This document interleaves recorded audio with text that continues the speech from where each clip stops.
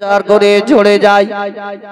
আবু বকর বলছেন, ও বেটি আয়েশা, এভাবে আর কেঁদো না, আমি তোমার আব্বা, আমি সহ্য করতে পারি না রে বেটি, একবার চোখের পানিটা বন্ধ করো।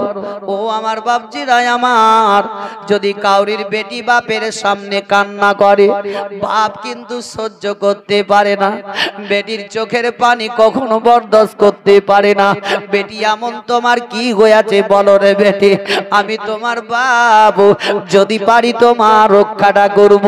এখন আয়েশা সিদ্দিকাকে বিয়েতে আবু বকর বললেন, ও গো বেটি, ও আয়েশা সিদ্দিকা, তবে এইভাবে আর কেঁদো না, কেঁদো না, আমি তোমার আব্বা, এমন কি হয়েছে বলো, এমন কথা কি তোমার মনের মধ্যে আঘাত লাগলো তাতে তুমি এইভাবে কান্না করো? হযরতে আয়েশা সিদ্দিকা বললেন, ও গো আব্বা জান, আমার দয়ার নবী মুস্তাফা রাহমাতুল লিল আলামিন এমন একটি কাজ করেন, ওই কাজটা আজ পর্যন্ত কোন সাহাবীরা কেউ জানে না।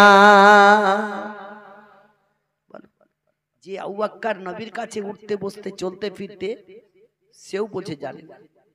দেখুন আপনাদের ইমাম সাহেবের কাছে কেউ না কেউ একজন উঠবস করে না, করে না, করে, কিন্তু দেখবেন ওই লোকটাই, যে লোকটা ইমামের কাছে বেশি উঠবস করে, ইমামের সব হালচাল কিন্তু জেনে নেয়, জানে না? আর যেমনি জেনে নিল, ইমামের পিছনে সে আপন লেগে গেল, লাগে না পাছে? ওই লোকেই খারাপই করবে যে যার কাছে নিকটবর্তী। দেখবেন কোন মানুষকে যদি মারতে হয় তো দূরের লোকে মারে না, একমাত্র কাছের বন্ধুরাই মারে। তো ওই ইমামকেই মারবে তো ওরাই। আবার কিছু মুয়াজ্জিন আছে বুঝলেন, ইমামের সাথে খুব ঘনিষ্ঠ হয়, কিছু শিক্ষা দীক্ষা নিয়ে নিল, এবার মুয়াজ্জিনের ভাও বেড়ে গেল, ইমামের পিছনে লেগে গেল। খবরদার ভাই বাপ, ওরকম করবেন না। হযরতে আবু বকর সিদ্দিক নবীর কাছে উঠতে বসতে চলতে ফিরতে সেও নবীর ওই জিনিসটা জানতেন না।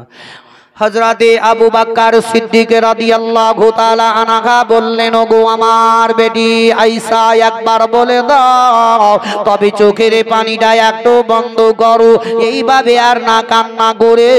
তবে এমন কোন কাজটা আমার থেকে ছুটে গেছে সেটা নবী মুস্তাফার সুন্নাত পালন করতে পারে না।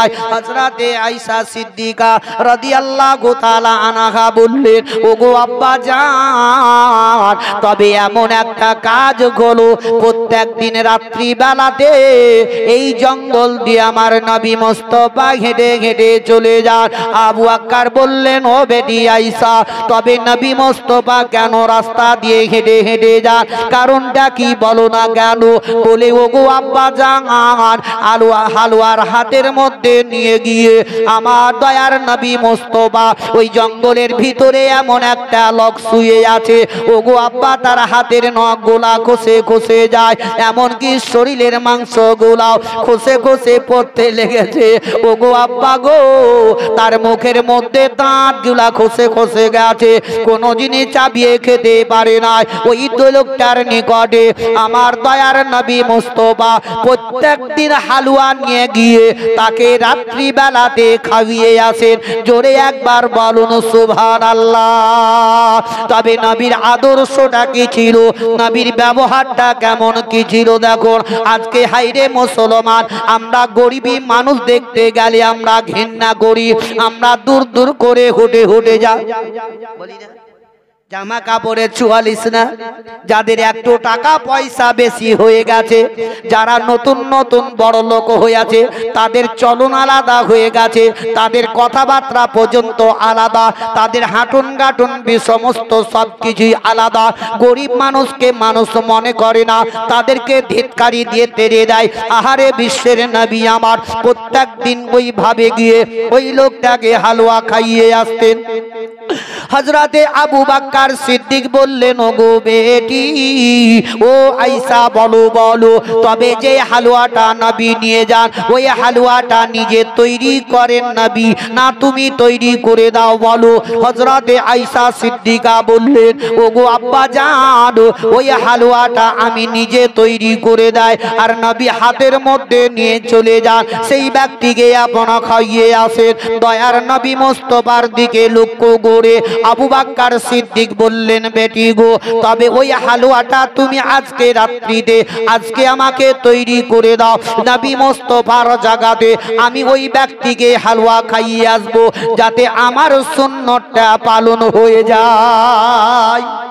হযরতে আয়েশা সিদ্দিকা রাদিয়াল্লাহু তাআলা আনহা সঙ্গে সঙ্গে হালুয়া তৈরি করে দিলেন, আবু বকর সিদ্দিকের হাতে দিয়ে বললেন, ওগো আব্বা জান, আপনি এই রাস্তা ধরে চলে যান, চলে যান, দেখবেন লোকটা কথা বলতে পারে না, আসমানের দিকে মুখটা চেয়ে আপন বাবা শুয়ে থাকবে। এখন আবু বকর সিদ্দিক টুক টুক টুক টুক করে ওই জঙ্গলের ভিতরে চলে গেলেন। যাওয়ার পরে দেখছেন তো লোকটা আসমানের দিকে মুখটা ছেড়ে আপন বাবা হাঁ করে আছেন, কেননা রোজানা প্রত্যেক দিন হাঁ করে থাকেন।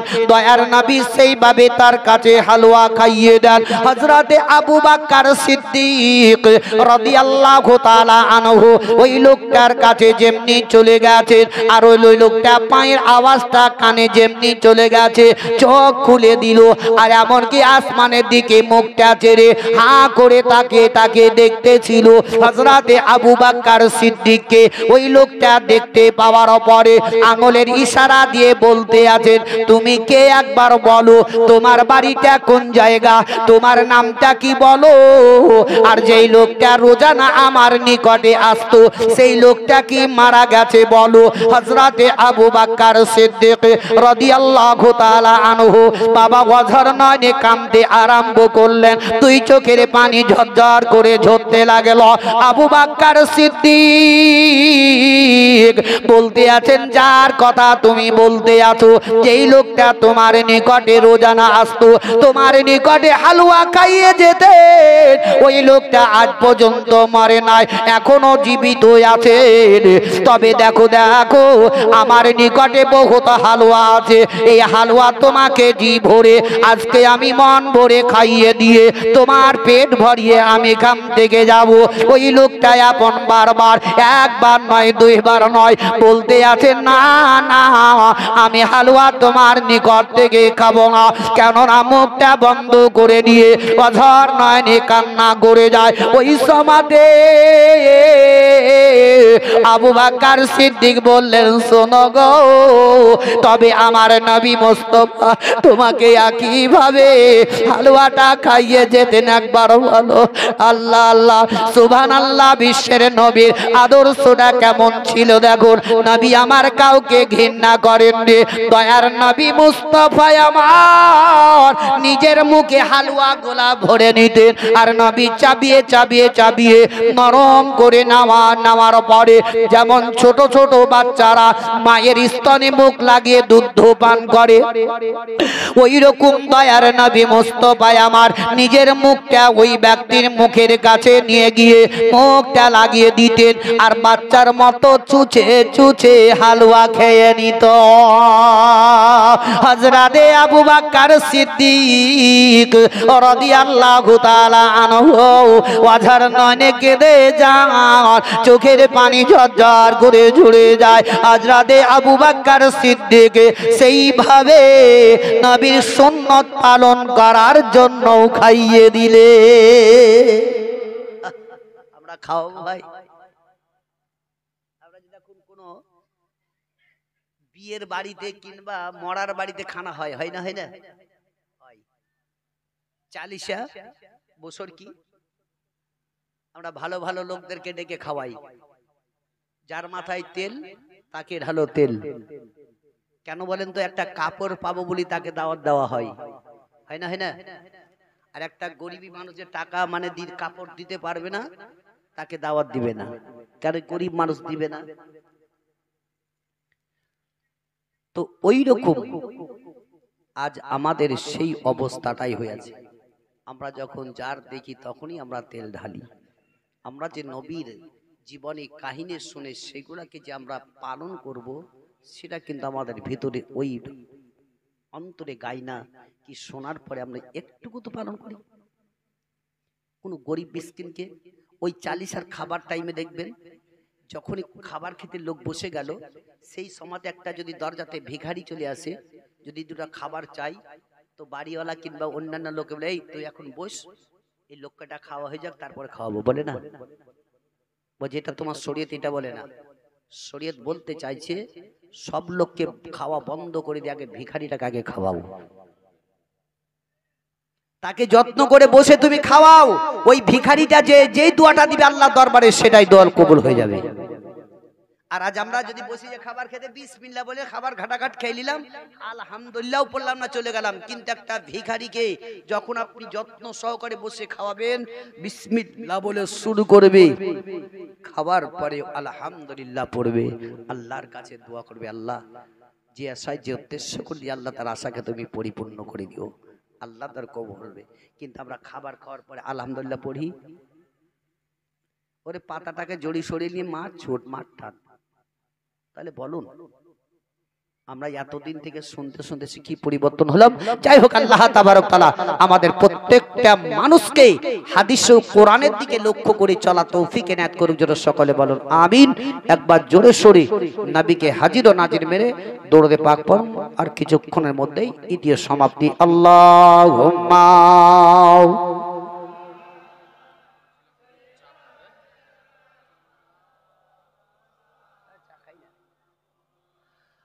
وعلى آل سيدنا صلوا على محمد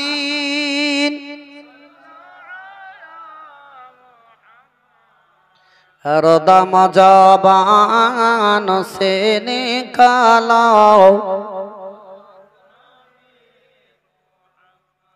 हरदम ज़बान से निकालो। सल्लल्लाहु ताला अलैहि वसल्लम। गजल पढ़बो की? हाथ छेड़े देखान কে কে শুনবেন?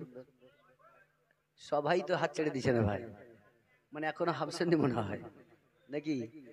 যে শায়রে বলে কোকিল গাগো রে কোকিল গাগো আপনা মান সে, এ আখেরি নবী এলো রে। কোকিল গাগো রে কোকিল গাগো আপনা মান সে, এ আখেরি নবী এলো রে। মরুভূমির আব্দুল্লাহ শরীফে শূন্য কুরে ঘরে রে, বারে রবিউল সোমবারি ভোরে দয়ার নবী আসিল রে। কোকিল গাগো রে কোকিল গাগো আপনা মান সে, এ আখেরি নবী এলো রে। কোকিল গাগো রে কোকিল গাও আপনা মান সে, এ আখেরি নবী এলো রে। জিবরাইল আমিনার ঘরে দারুয়ানি করে, শিশু নবীকে দেব উঠে উম্মতি বলে রে। কোকিল গাও রে কোকিল গাও আপনা মান সে, এ আখেরি নবী এলো রে। কোকিল গাও রে কোকিল গাও আপনা মান সে, এ আখেরি নবী এলো রে। সারা আলামের রত্ন পেলো জান্নাত রানী আমিনা, জগত জুড়ে খুঁজলে পরে না কোকিল গাও রে কোকিল গাও আপনা মানসে এ আখেরি নবী এলো রে কোকিল গাও রে কোকিল গাও আপনা মানসে এ আখেরি নবী এলো রে আল্লাহুম্মা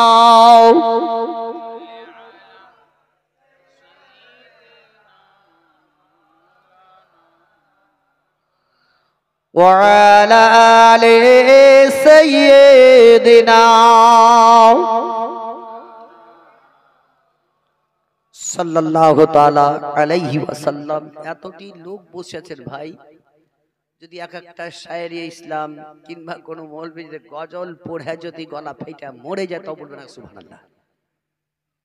হ্যাঁ, এতক্ষণে বাংলা কথা বলেও যদি আপনারা বুঝতে না পারে যদি সুবহানাল্লাহ যদি না বলবেন, তাহলে বক্তাদেরকে বলে কি যশ আসবে? যশ আসা আমাদের কর্তব্য ভাই। সুবহানাল্লাহ যখনই কথা বুঝতে পারবেন,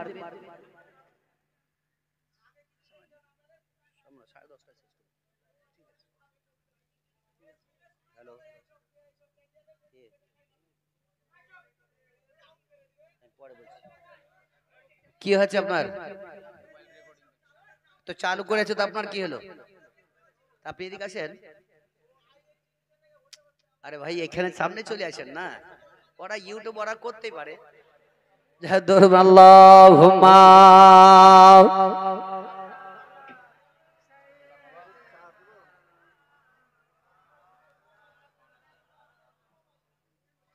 وعلى آل سيدنا সাল্লাল্লাহু তাআলা আলাইহি ওয়াসাল্লাম। তাহলে বাপজি ভাইরা বার দেখুন, এখানে একটা জিনিস বুঝতে পেরে গেলেন, আমরা যে এত কাহিনী জীবনে শুনি, নিজের মনের দুঃখের আফসোসের রাগটাই তো কন্ট্রোল করতে পারি না, তাই না? রাগ আমাদের আগে কন্ট্রোল, রাগ উঠে কোথা থেকে? শয়তানের কাছ থেকে।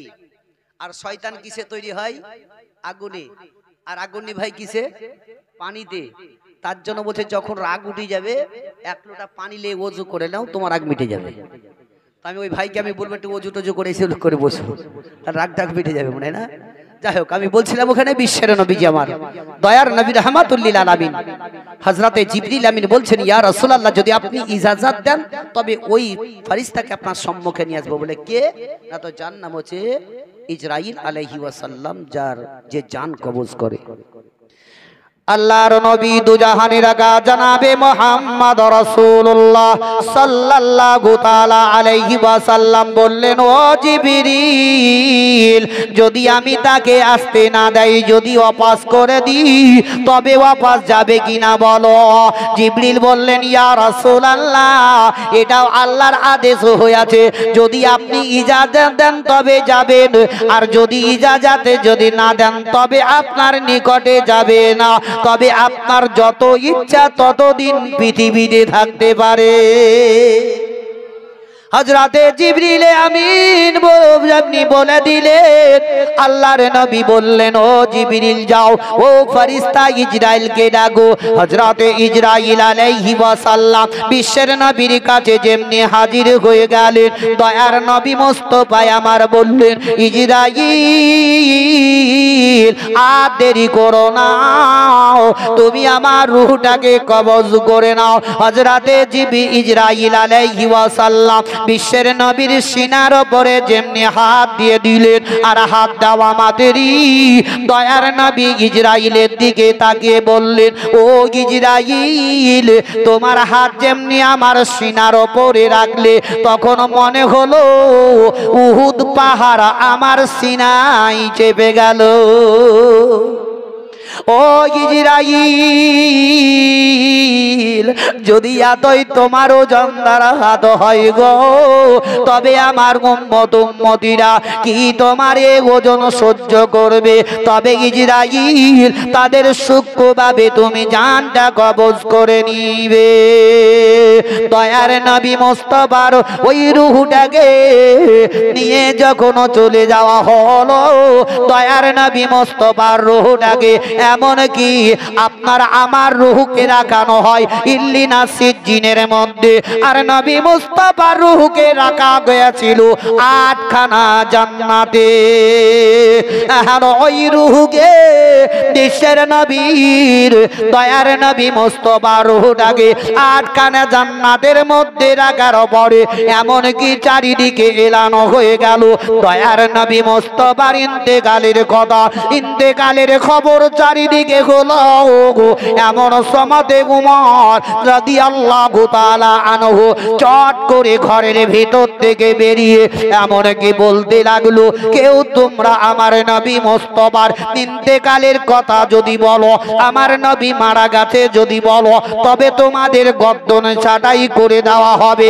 যে ইজরাইল, যে উমরে ফারুক শক্তিশালী বীর পারোহান ছিলেন, হযরতে উমরে ফারুক রাদিয়াল্লাহু তাআলা আনহু আপন বাবা তলোয়ার নিয়ে দৌড়ে দৌড়ে মা আয়েশা সিদ্দিকা রাদিয়াল্লাহু তাআলা আনহার বাড়ির দিকে রওনা হয়ে গেলেন। হযরতে উসমান গনি দৌড়ে দৌড়ে আয়েশার বাড়িতে চলে গেলেন। হযরতে আলী ও আয়েশার বাড়িতে গেলেন। হযরতে বেলাল রাদিয়াল্লাহু তাআলা আনহু বিশ্বের নবীর ইন্তেকালের কথা শোনার পরে হযরতে বেলাল কেঁদে কেঁদে বলেন, ইয়া রাসূলুল্লাহ, ইয়া হাবিবাল্লাহ, নবী গো, আপনার সঙ্গে উঠতে বসতে সর্বদাই, তবে একা একা হয়ে গেলাম। হযরতে বেলাল কাঁদতে কাঁদতে বিশ্বের নবীর দিকে রওনা হয়ে গেলেন।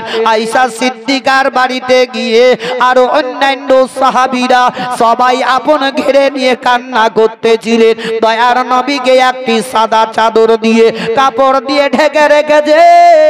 হযরতে আবু বকর সিদ্দিক রাদিয়াল্লাহু তাআলা আনহু যখন কবর পেয়ে গেলেন, আবু বকর সহ্য করতে পারলেন না। আবু বকর সিদ্দিক কাঁদতে কাঁদতে কাঁদতে আয়েশা সিদ্দিকার বাড়িতে চলে গেলেন।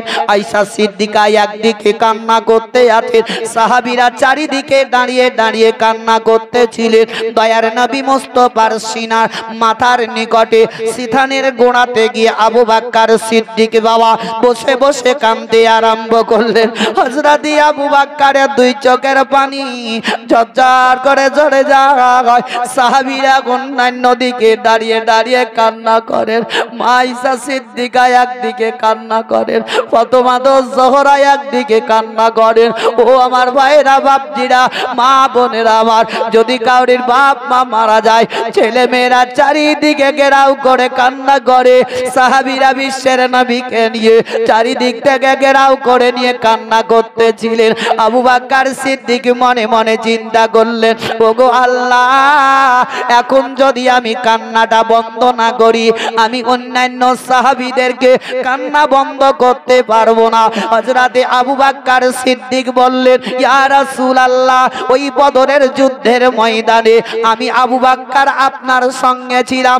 উহুদের যুদ্ধের ময়দানে আমি আবু বকর আপনার সঙ্গে আমি ছিলাম। ইয়া রাসূলুল্লাহ, ওই মক্কা থেকে হিজরত করে মদিনাতে যাওয়ার রাস্তার পথে আমি আবু বকর আপনার সঙ্গে ছিলাম। ইয়া রাসূলুল্লাহ, উঠতে বসতে চলতে ফিরতে সর্বদাই আমি আবু বকর, তবে আজকে আপনি আমাকে একা ফেলে চলে গেলেন, আমি সঙ্গী হারা হয়ে গেলাম। হযরত আবু বকর সিদ্দিক রাদিয়াল্লাহু তাআলা আনহু বাবা চট করে বিশ্বের নবীর ওই মুখের কাপড় খানা হটিয়ে দিয়ে পেশানিতে একটা চুম্বু দিয়ে দিলে।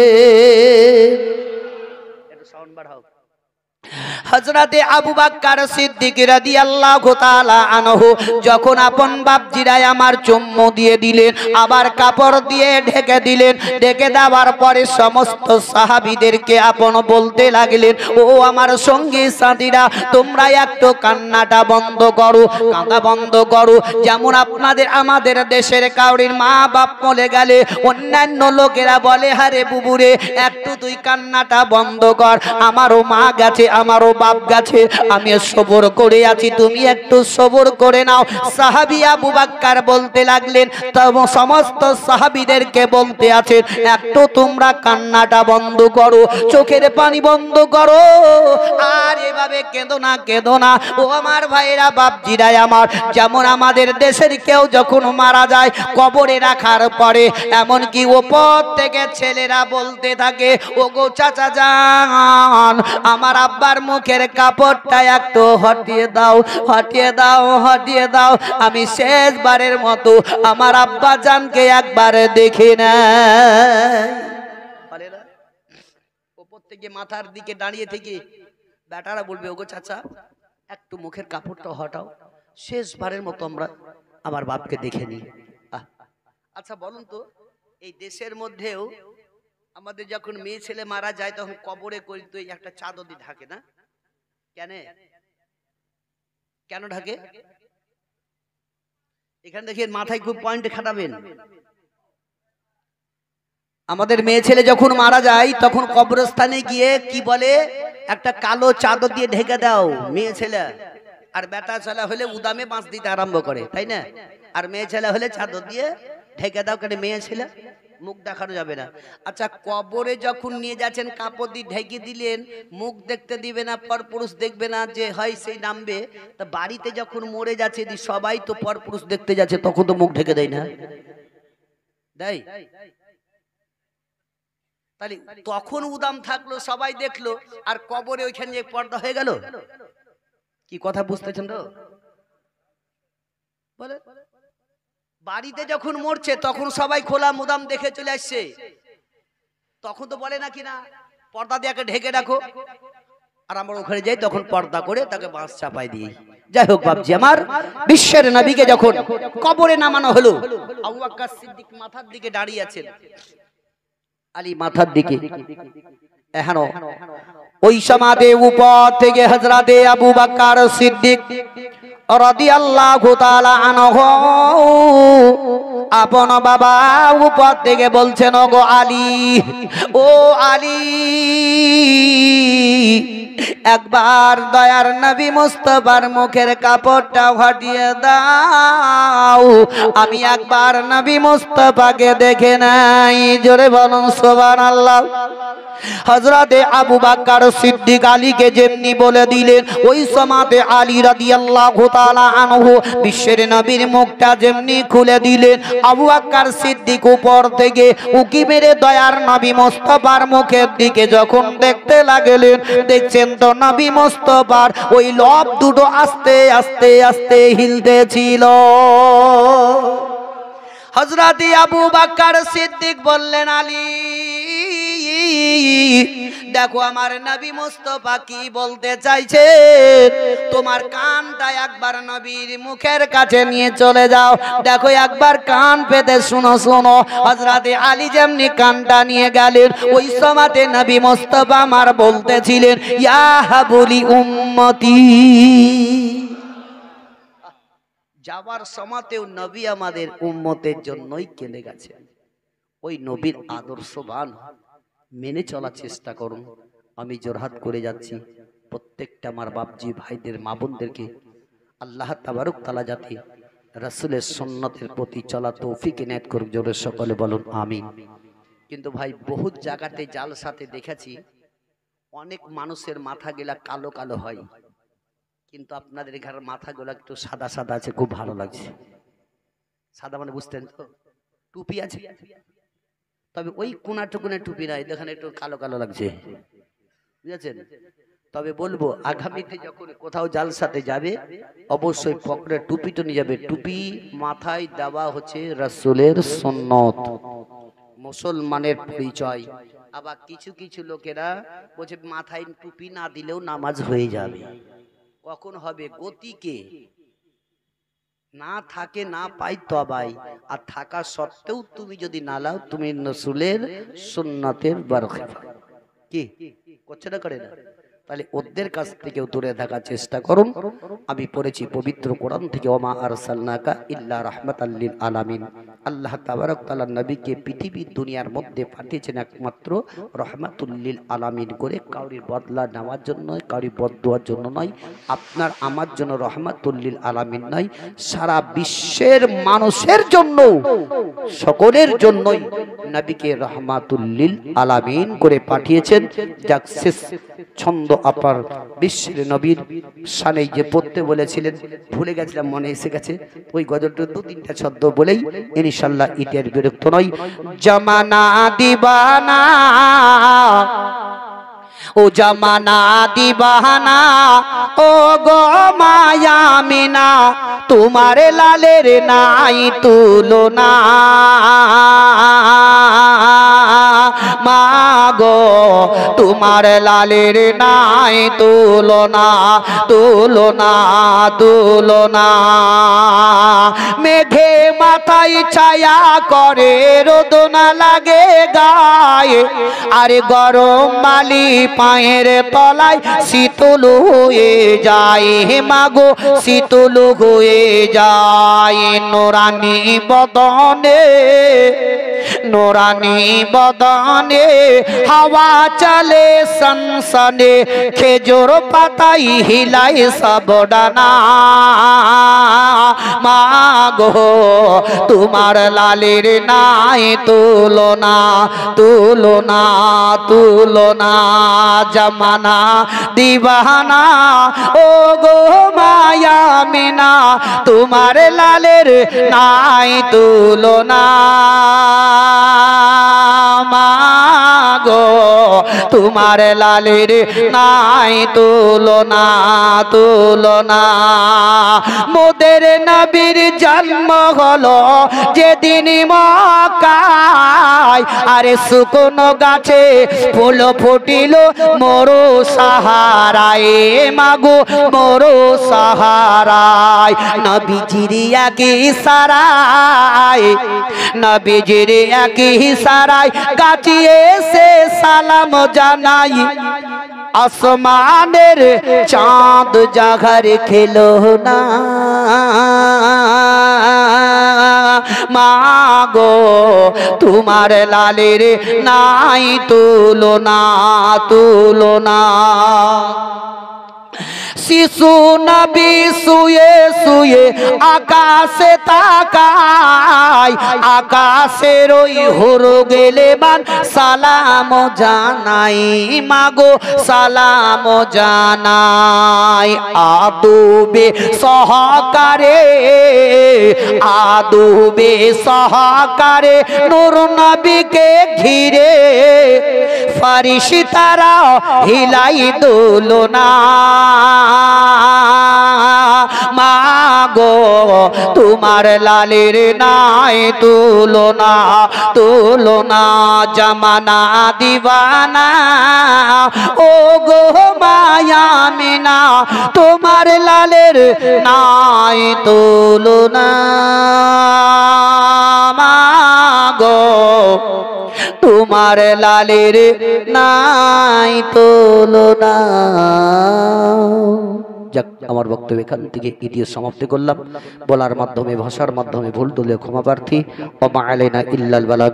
আসসালামু আলাইকুম ওয়া রাহমাতুল্লাহ।